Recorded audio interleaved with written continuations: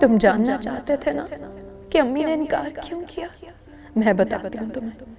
अम्मी के इनकार के पीछे खाला हाजरा और खाला रुकैया थी। देख अमजद बेटा, अब तू हम दोनों से कोई गिला नहीं कर सकती बेटा। मैं तो ये सोच भी नहीं सकती थी कि वो लोग रिश्ते से इनकार कर देंगे।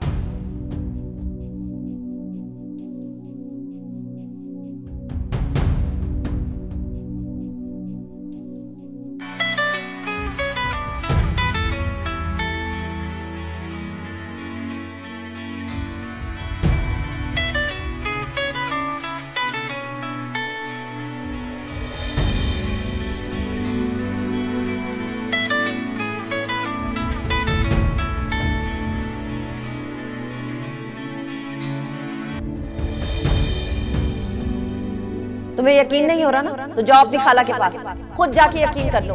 अगर तुम्हें ये सब बातें मनगढ़ंत और झूठी लगे तो अपनी माँ से इन बातों की तस्दीक करवा लेना।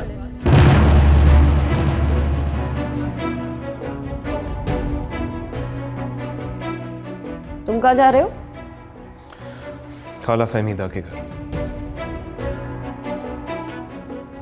आप चलेंगी साथ? क्यों? मैं क्यों जाने लगी वहां पे? क्यों? सच का सामना करने से खौफजदा है?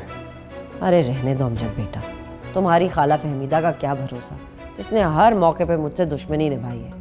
वो अगर आज मेरे मुंह पे झूठ बोल देगी तो मैं उसका क्या बिगाड़ लूंगी? जो मेरे पीठ पीछे झूठ बोल सकती है तो क्या वो मेरे मुंह पे झूठ नहीं बोल सकती? और वैसे भी मुझे कोई ऐसा मंत्र नहीं आता जो मैं तुम पे पढ़ के फूंक दूं और तुम्हें मेरी बात का यकीन आ जाए। तुम जाओ, जाके उसी की बात सुनो और उसी की बात मानो। मैं तब तक ना यहाँ बैठ के तुम्हारे लिए दुआएं खैर करती हूँ कि तुम खैरियत से जाओ और खैरियत से वापस आओ। क्योंकि बेटा, माओं का तो यही फ़र्ज़ होता है ना कि औलाद के लिए हर हाल में खैर ही मांगे। जाओ जाओ, जाके अपनी खाला फहमीदा से अपनी माँ की बुराइयाँ सुनो, और जब वो बुराइयाँ कर रही हो ना, मुझे गालियाँ दे रही हो, तो तुम भी पीछे मत रहना। एक गाली वो दे तो दो तुम दे देना अपनी माँ को, ताकि उसके कलेजे में ठंड पड़ जाए और वो जश्न मनाए। जाओ।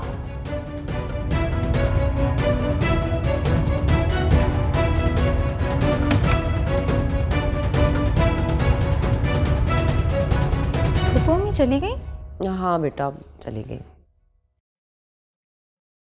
मुझसे मिले बगैर ही? हाँ, रुकैया थोड़ी जल्दी में थी, शायद कोई फ़ोन वगैरह आ गया था।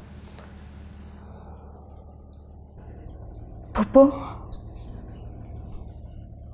क्या वाकई आपने और अम्मी ने खाला फहमीदा को मना कर दिया था रिश्ता देने से? नहीं बतूल, तुम ऐसी बात पे ध्यान मत दो। फहमीदा का क्या है, वो तो हमेशा से झूठ बोलती आई है, झूठ बोल रही है वो, ऐसी कोई बात नहीं है। और देखो बतूल, अब तुम अमजद की बीवी हो और किसी के कहने से कोई फर्क नहीं पड़ता, समझी तुम?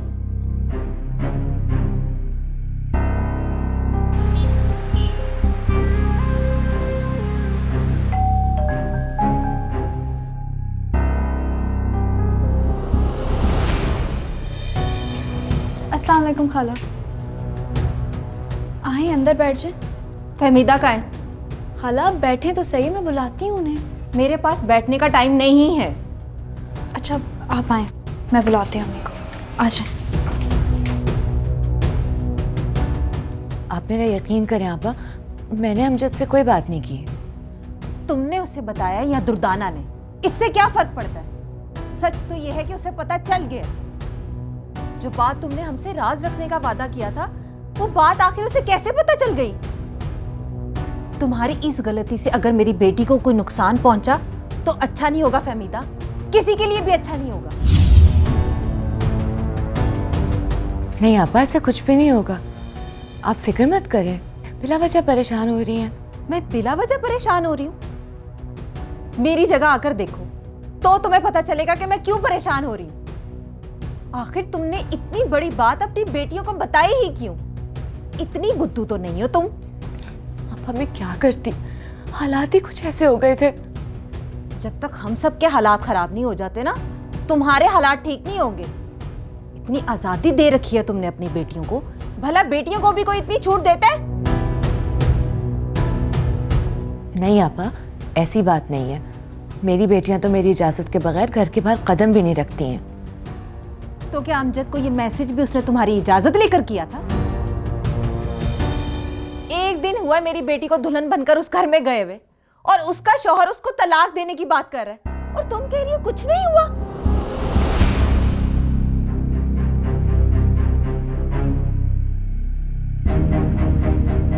फहमीदा, बतूल मेरी इकलौती बेटी है।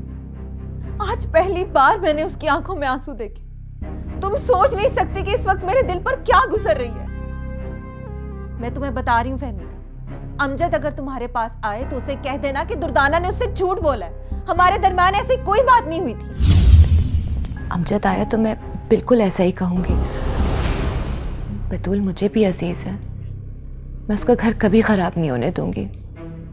आप मेरा यकीन करें और फिक्र मत करें। अब दोबारा कोई गलती नहीं होनी चाहिए फहमीदा। नहीं होगी कोई गलती। हाजरा आपा भी बहुत गुस्से में थी। वो तो मुझे मना कर रही थी कि मत जाओ वहां पे, मैं इस मसले का खुद ही कोई हल निकाल लूंगी।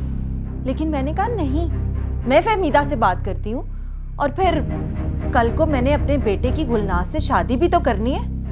मैं नहीं चाहती थी कि बात इतनी बिगड़ जाए कि फिर हमारे इख्तियार में ही कुछ ना रहे। नहीं आपा, ऐसा कुछ नहीं होगा। आपने बहुत अच्छा किया जो आप यहाँ आ गई। बस तुम किसी तरह इस बात को संभाल लो, फिर मैं कुछ दिनों में गुलनाज और इमरान के रिश्ते की बात पक्की करने आऊँगी तुम्हारे पास।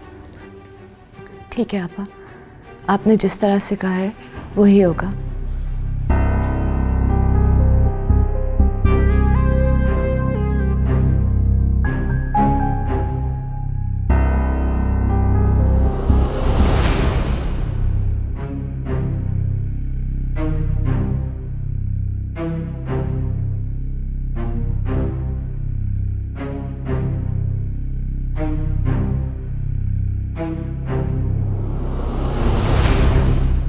अब परेशान होने का कोई फायदा नहीं है। कैसे परेशान ना हूँ मैं?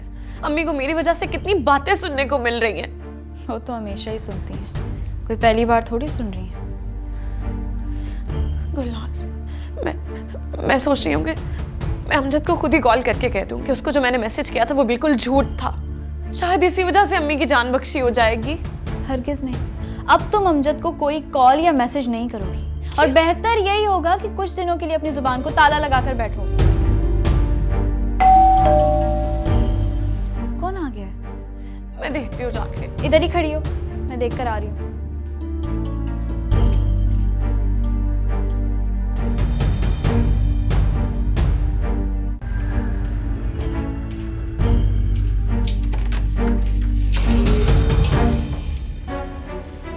मुझे अंदर आने के लिए नहीं कहोगी? नहीं, आ जाओ।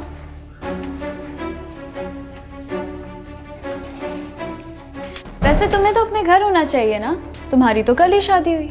यहाँ क्या कर रहे हो? मुझे खाला फहमीदा से बात करनी है। तुम यहीं रुको, मैं बुला कर लाती हूँ।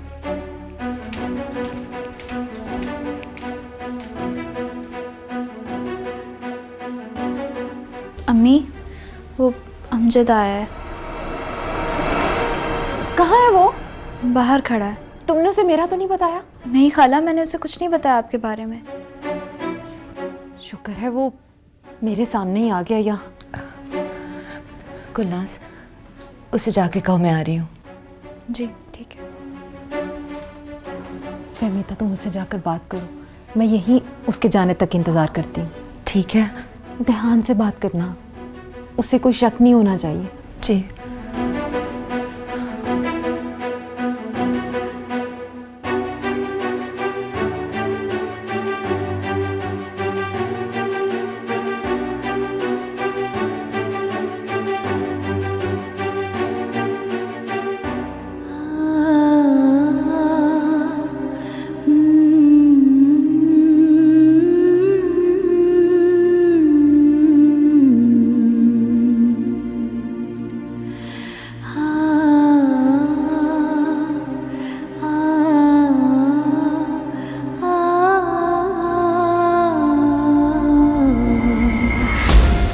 आप एक बार फिर झूठ बोल रही हैं खाला।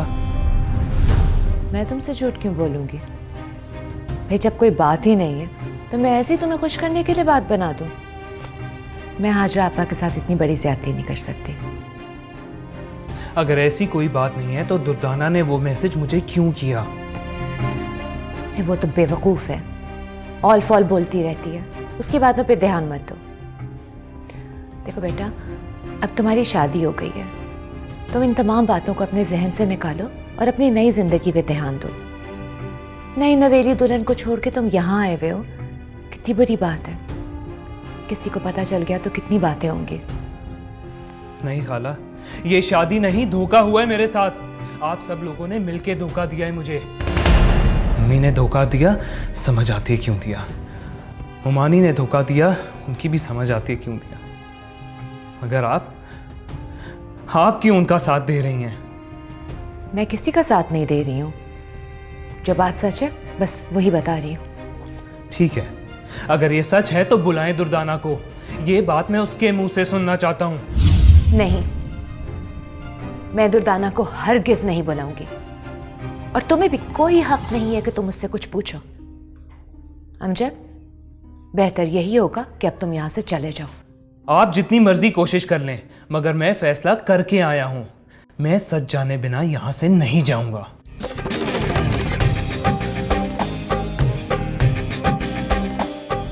अब आप बुलाएं दुर्दाना को। पूछो, क्या पूछना चाहते हो तुम कमरे से बाहर क्यों आई हो? वापस जाओ दुर्दाना। अम्मी, मुझे सच कह लेने दे, मुझे बात करनी है अमजद से। कोई जरूरत नहीं है तुम्हें कुछ भी कहने की, वापस चली जाओ अंदर। क्यों झूठ बोल के एक मासूम लड़की की जिंदगी खराब करने पे तुली हुई हो?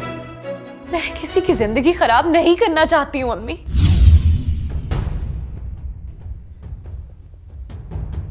हाँ, मैं कल गुस्से में थी। मुझे अमजद पे बहुत गुस्सा था, क्योंकि मैं सारी जिंदगी यही समझती रही कि अमजद मेरे अलावा किसी और से शादी करने पे कभी नहीं मानेगा। मगर इसने यकीन तोड़ा है मेरा, तकलीफ पहुंचाई है मुझे, इतनी तकलीफ पहुंचाई है कि मैं इतना बड़ा झूठ बोलने पे मजबूर हो गई।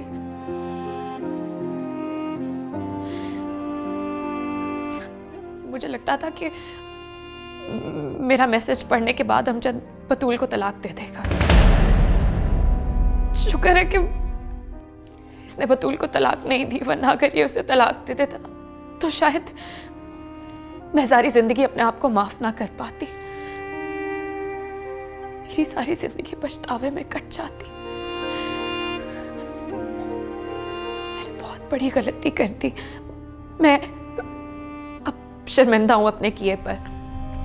मुझे ऐसा हरगिज नहीं करना चाहिए था। तुम मुझे माफ कर दो। मुझे झूठ नहीं बोलना चाहिए था तुमसे। माफ कर दो प्लीज। मैं जानता हूं तुम झूठ बोल रही हो, और ये भी जानता हूं कि क्यों झूठ बोल रही हो। अगर सब मिलकर मुझे बतूल के साथ शादी करने के लिए मजबूर कर सकते हैं, तो तुम्हारी भी तो कई मजबूरियां हो सकती हैं।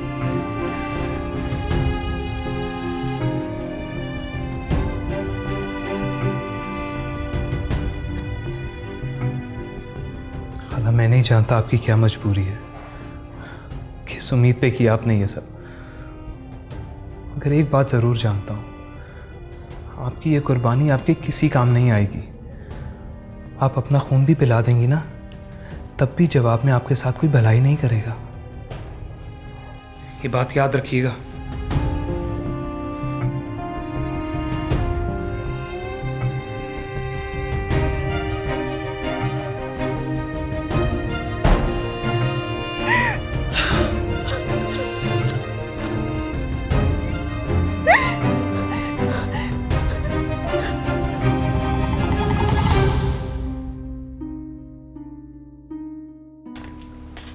कहाँ है अमजद? वो चला गया। तुमने तसल्ली कर ली है ना, वो वाकई चला गया? जी, वो वाकई चला गया। शुक्र है अल्लाह का, मैं तो डर ही गई थी। आप जैसा चाहती थी वैसा ही कह दिया। अब तो आपकी तसल्ली हो गई ना। हाँ, बस अब अपनी इस बात पर कायम रहना। ऐसा ना हो 2-4 दिन गुजरे और फिर कोई नया शोशा खड़ा हो जाए। और फहमीदा, खुदा के लिए अपनी बेटियों को अपने काबू में रखो। ऐसा कुछ नहीं होगा आपा। जहाँ तक मेरी बेटियों की बात है, उन्होंने बचपन से महरूमियाँ देखी, इसलिए कभी कभार जज्बाती हो जाती हैं, लेकिन वो कभी किसी का बुरा नहीं चाह सकती। आपने सुना किस तरह बतूल की खुशी और उसका घर बचाने के लिए दुर्दाना ने गवाही दी।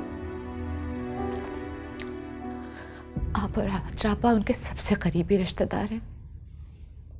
अगर आप दोनों का दस्ते शफकत उन पे नहीं रहा तो किसका रहेगा?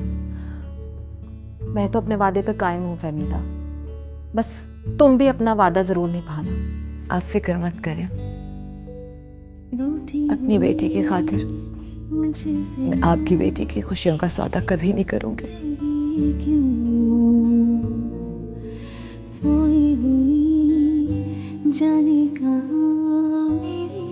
ठीक है, मैं जाऊँ।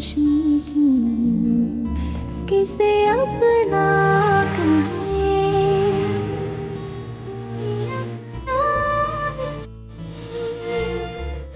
कैसे जीना मुझे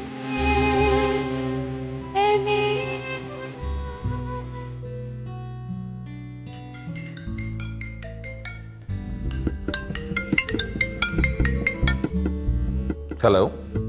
जुल्करनैन, मैंने तो रुकैया के नंबर पे फ़ोन मिलाया था, तुमने कैसे उठा लिया? आपा नंबर तो उसी का ही है, वो तो आप ही घर रही है नाश्ता लेकर। उसका मोबाइल यहीं रखा था, मैंने आपका नंबर देख के पिक कर लिया। हाँ हाँ ठीक है, चलो जब घर वापस आए ना तो उसे कहना मैंने फ़ोन किया था, मुझे कॉल कर ले। क्या हुआ आपा, सब ठीक तो है? रुकैया तो आपके घर गई थी, आपसे मिली नहीं वो? सब ठीक तो है ना? नहीं नहीं जुल्करनैन, मिली थी मुझसे, फिर उसे कहीं जाना था, ज़रा जल्दी में थी, आ जाएगी।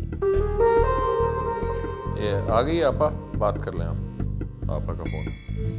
अच्छा दे।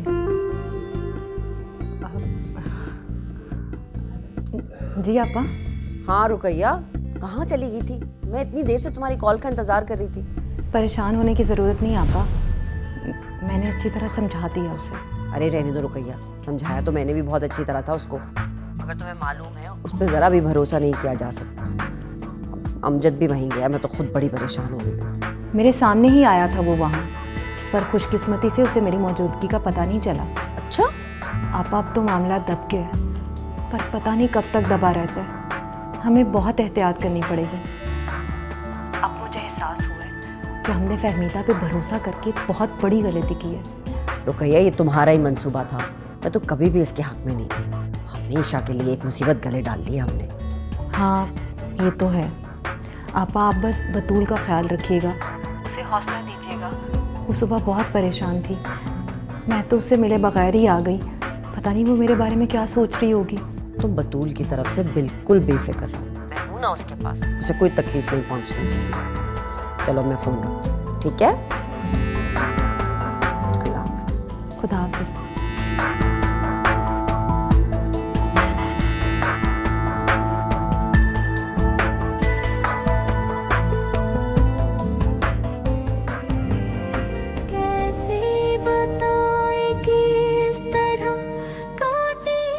मैं जानता हूँ तुम झूठ बोल रही हो, और ये भी जानता हूँ कि क्यों झूठ बोल रही हो। अगर सब मिलकर मुझे बतूल के साथ शादी करने के लिए मजबूर कर सकते हैं, तुम्हारी भी तो कई मजबूरियाँ हो सकती हैं। मगर मैं नहीं जानता आपकी क्या मजबूरी है, किस उम्मीद पे कि आपने हमसे। मगर एक बात ज़रूर जानता हूँ, अपनी ये कुर्बानी आपके किसी काम नहीं आएगी। आप अपना खून भी पिला देंगे ना, तब भी जवाब में आपके साथ कोई भलाई नहीं करेगा।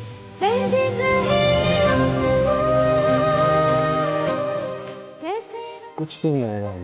आप भी छोटी छोटी बातों में बिला वजह परेशान हो जाती हैं। अब तो अमजद और बतूल की शादी भी हो गई, अब आपको किस चीज़ का खौफ है? मैं तुम्हें कैसे समझाऊं इमरान, बात इतनी भी सादा नहीं है जितनी तुम समझ रहे हो। अगर आज मैं वक्त पर फहमीदा के घर ना पहुंचती ना, तो पता नहीं अब तक क्या हो चुका होता। अच्छा अम्मी, ये सब बातें छोड़ें, पर आप मुझे बस ये बताएं कि मेरे लिए क्या होगा। मैं बस इतना चाहती हूँ कि तुम गुलनाज को अपनी मुट्ठी में कर लो, उसे यकीन दिला दो कि तुम बस उसी से शादी करोगे। मेरी समझ में नहीं आ रहा अम्मी कि आपको हो क्या गया। मैं 2-4 दिनों में आपको अपने बॉस के घर भेजा हूँ रिश्ते की बात करने के लिए, और आप मुझे बोल रही हैं कि मैं गुलनाज को अपनी मुट्ठी में कर लूँ, उसे शादी का वादा कर लूँ। मैं तुम्हें उससे शादी करने के लिए नहीं कह रही हूँ, मैं तो बस ये कह रही हूँ कि अभी कुछ दिन उसे इस गलत फहमी में मुब्तला रखोगे, तुम उसी से शादी करोगे। तुम नहीं जानते आज के वाकये के बाद मैं कितनी खौफजदा हो गई। मैं नहीं चाहती कि तुम्हारी बहन को कोई नुकसान पहुंचे। कोई नुकसान नहीं पहुंचेगा अम्मी, आप बिला वजह परेशान हो रही हैं। और अमजद इस काबिल ही नहीं कि वो इतना बड़ा फैसला कर सके। आप मेरी माने तो आप इस खौफ से निकल आए। और अम्मी मैं मजीद इंतजार नहीं कर सकता, मुझे जल्द से जल्द शादी करनी है। इतना अच्छा रिश्ता देख रखा है अम्मी मैंने। बॉस मुझसे कई बार पूछ चुके हैं कि तुम अपने घर वालों को क्यों नहीं भेज। अब मैं नहीं चाहता कि इतना अच्छा रिश्ता मेरे हाथ से निकले। मैं तो ये सोच सोच कर परेशान हो रही हूँ, जब हम गुलनाज की बजाय तुम्हारा रिश्ता किसी और से तय कर देंगे तो फहमीदा का क्या रिएक्शन होगा? उनका रिएक्शन देखने के लिए तो मैं बेचैन हूँ अम्मी। क्या मतलब तुम्हारा? कुछ नहीं अम्मी, अब बस गुलनाज और फहमीदा खाला को भूल जाएं, उन्हें मैं संभाल लूंगा। आप मुझे बस ये बताएं कि आप कब चल रही मेरे साथ रिश्ते की बात करने के लिए? इमरान, अभी थोड़े दिन तो इंतजार करना पड़ेगा तुम्हें। कल ही तो बतूल की रुखसती हुई है, कुछ दिन तो सब्र करो। कुछ दिन का मतलब कुछ दिन। मैं इतनी अच्छी अपॉर्चुनिटी मिस नहीं करना चाहता।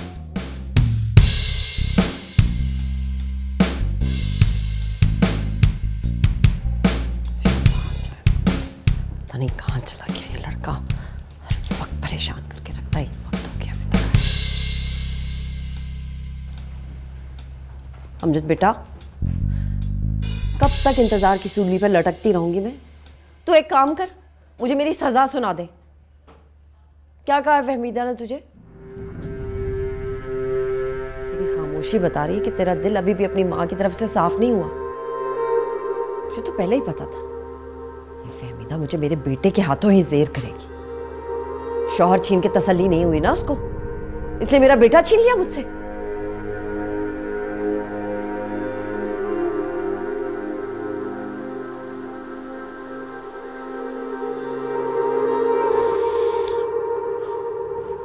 अमजद वापस आया कि नहीं?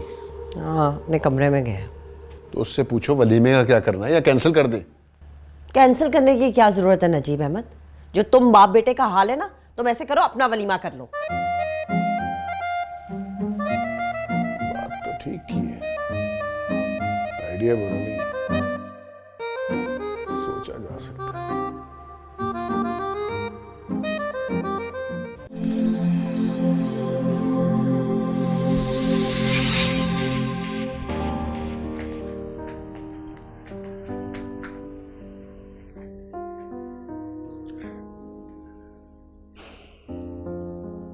मेरे लिए क्या सोचा है तुमने अमजद? क्या यहीं रहना है मुझे या वापस जाना है?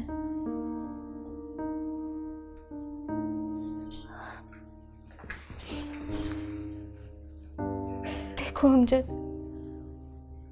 कुछ देर के लिए भूल जाओ कि हमारी शादी हुई है। मुझे अपना दोस्त समझकर ये बता दो कि तुम्हें अपनी एक दिन की बीवी से क्या शिकायत है। आखिर उसका क्या कसूर है कि तुम उसे देखना भी गवारा नहीं कर रहे? तुम्हारा कोई कसूर नहीं है बतूल। हो सकता है तुम्हें उस साजिश का पता ही ना हो जो हम दोनों की शादी करवाने के लिए की गई है, लेकिन सच यही है कि हम दोनों के साथ धोखा हुआ है। मैं तुम्हारे साथ कोई ज्यादती नहीं करना चाहता। मैंने तुम्हें दिल से कबूल किया है, मगर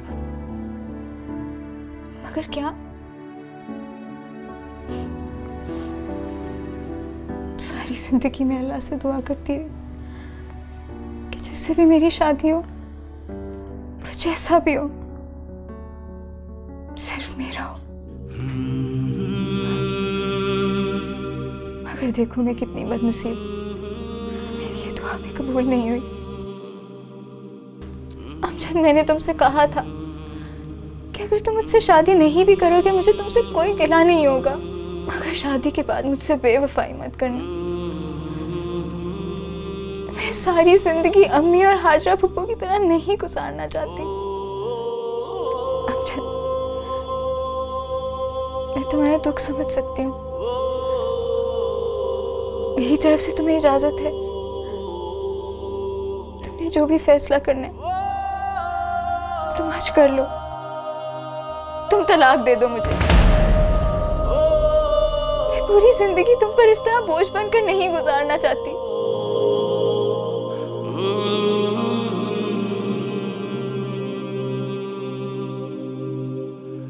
क्या सोच रहे हो?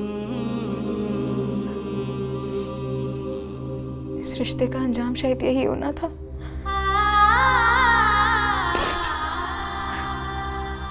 मैं अम्मी को फोन कर देती हूँ, मुझे आकर ले जाएंगी।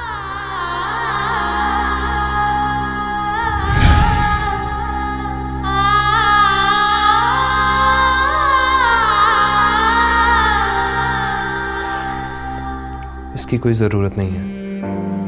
मैं इतना बेइज्जत नहीं हूं कि किसी की गलती की सज़ा तुम्हें दूं। तुम मेरी बीवी हो और मैं कोशिश करूंगा कि मेरी वजह से तुम्हें कोई तकलीफ ना हो।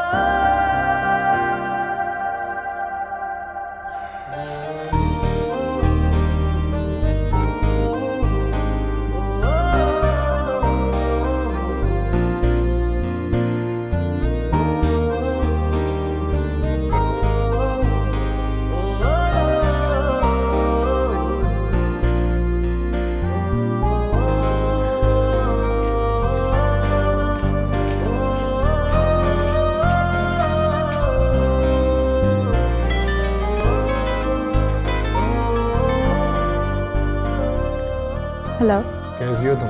ठीक हूँ। तुमने क्यों फोन किया? तुमसे बात करने के लिए फोन किया है। क्या नहीं करना चाहिए था? क्या बात करनी है तुम्हें मुझसे? यार अब बस कर दो। कसम से मैं तंग आ गया हूं तुम्हारे जले भुने अंदाज से। एक बार माफी मांग चुका हूं ना। अब क्या कानों को हाथ लगवाना चाहती हो? नहीं, मेरी ऐसी कोई ख्वाहिश नहीं है। देखो गुलनाज, कुछ दिनों की तो बात, फिर हमारी शादी हो जाएगी। मैं नहीं चाहता हमारे दरमियान में जो तनाव है वो ऐसे ही रहे। मैं अपने पहले वाली गुलनाज को बहुत मिस कर रहा हूँ। इतना ख्याल रहता था तुम्हें मेरा। एक दिन तुमसे मेरी बात नहीं होती थी, तुम बेचैन हो जाया करती थी, तुम्हें मेरी कॉल का इंतजार रहता था। अब क्या हो गया तुम्हें? अब शायद मैं समझदार हो गई, ख्वाबों ख्यालों की दुनिया से बाहर आ गई हूँ, जान गई हूँ कि हर चमकने वाली चीज सोना नहीं होती। यानी तुम ये कहना चाहती हो कि मैं सोना नहीं, खोटा सिक्का हूँ? मैंने ऐसा कुछ नहीं कहा। मगर तुम्हारा मतलब तो यही था ना? यही तो मसला है तुम्हारा, हर बात का मतलब खुद ही से निकाल लेते हो। ठीक है, अगर मैं गलत मतलब समझ रहा हूँ तो तुम मुझे ठीक मतलब समझा दो। आखिर चाहती क्या हो तुम? मैं किसी धोखे में नहीं रहना चाहती इमरान। हमारी जिंदगियां पहले ही बहुत तल्ख हैं। मैं नहीं चाहती किसी खुशफहमी में मुब्तला होकर खुद को किसी सदमे से दो चार कर लूं। मोहब्बत का खेल बहुत महंगा है इमरान, और मेरी इतनी हैसियत नहीं है कि इस खेल का शौक पाल सकूं। इसलिए प्लीज मुझे माफ कर दो। मुझे वो बातें याद दिलाने की कोशिश मत करो जिन्हें इतनी मुश्किल से मैंने भुलाया।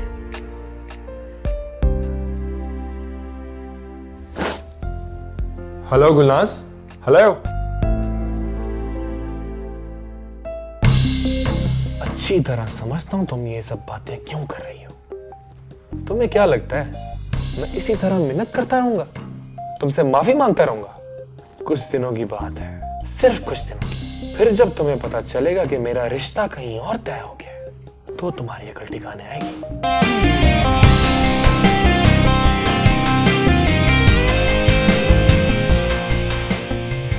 किसका फोन था गुलनाज? इमरान का। अच्छा, क्या कह रहा था वो?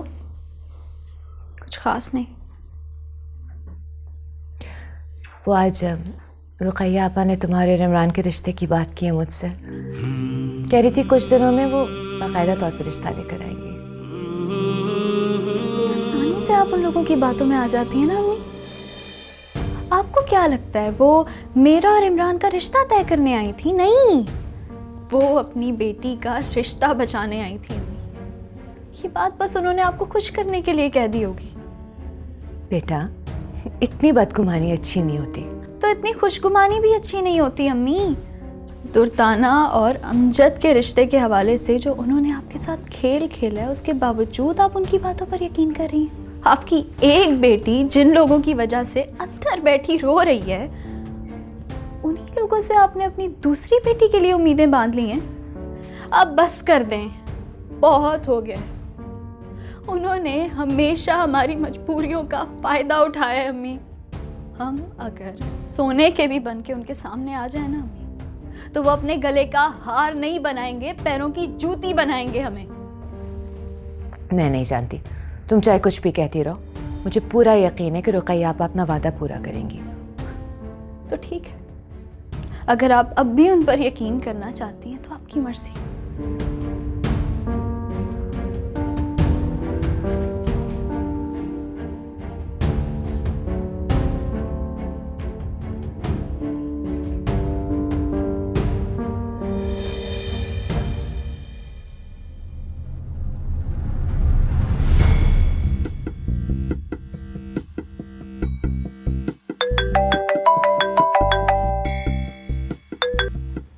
हेलो, हाँ रुकैया। अरे हाँ हाँ, सब बिल्कुल ठीक है। अरे तुम खामखा परेशान हो रही हो। मेरी बात हो गई है बतूल से, वो बहुत खुश है। और अमजद और बतूल के बीच में जितने भी मामला थे वो सबके सब तय हो गए हैं।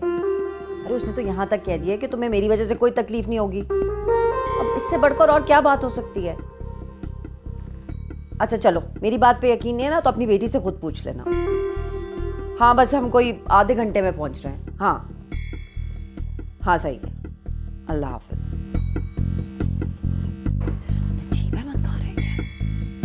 देखो मैं इनकार नहीं सुनूंगा, तुम जल्दी से तैयार हो जाओ, मैं तुम्हें लेने के लिए आ रहा हूँ। और हाँ, गुलनाज और दुर्दाना से भी कहना कि वो भी तैयार हो जाए। मैं कोई बहाना नहीं सुनूंगा।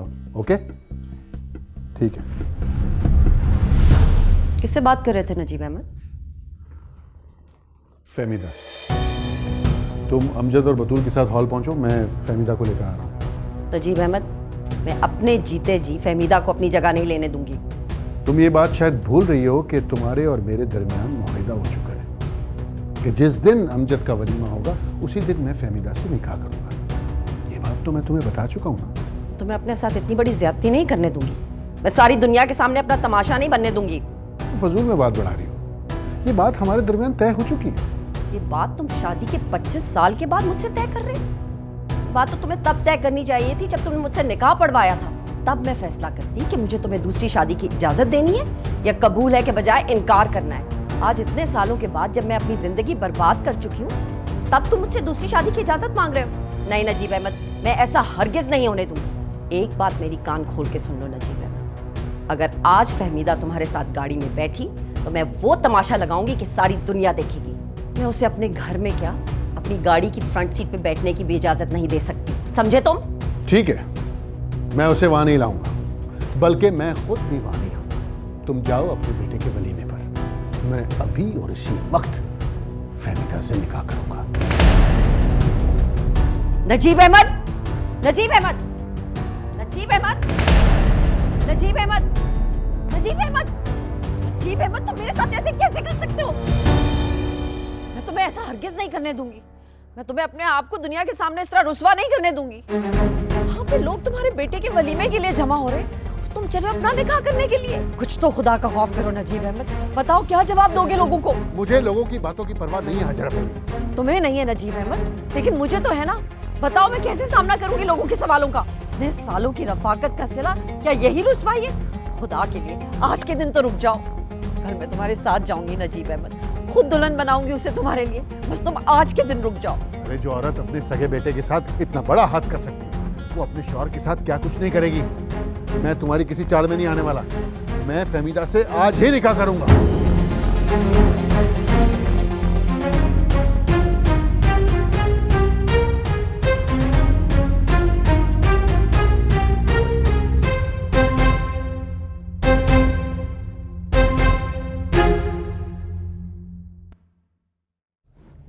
हेलो हेलो, हाँ उस्मान, कहाँ हो तुम? अच्छा सुनो, मेरी बात ज़रा गौर से सुनो। 2-4 लोग अपने साथ लो और एक मौलवी साहब का बंदोबस्त करो। निकाह पढ़वाना है। अरे हाँ हाँ, निकाह पढ़वाना है ना भाई। तुम जल्दी से एक मौलवी साहब का बंदोबस्त करो। अरे बाकी बातें मैं तुम्हें आके बता दूंगा ना। हाँ, जैसा मैं कह रहा हूँ वैसे करो, ठीक है? मैं अभी तुम्हें कॉल बैक करता हूँ। ओके।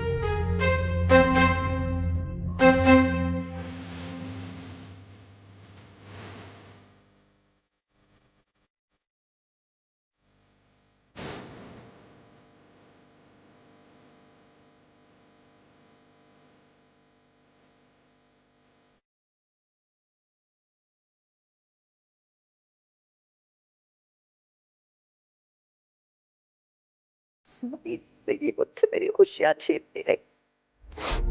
अख्तर मेरा मंगेतर था मगर उसे तुम ले उड़ी। नजीब मेरा शौहर है मगर वो तुम्हारी वजह से कभी भी मेरा ना बन सका। मैंने उसका सदमा बर्दाश्त कर लिया था जिससे मैं मोहब्बत करती थी। नजीब तो फिर शौहर है, इसके चले जाने से तो मुझे मौत भी नहीं आएगी। जाओ फेमिदा, ये बाजी भी तुम जीत लो।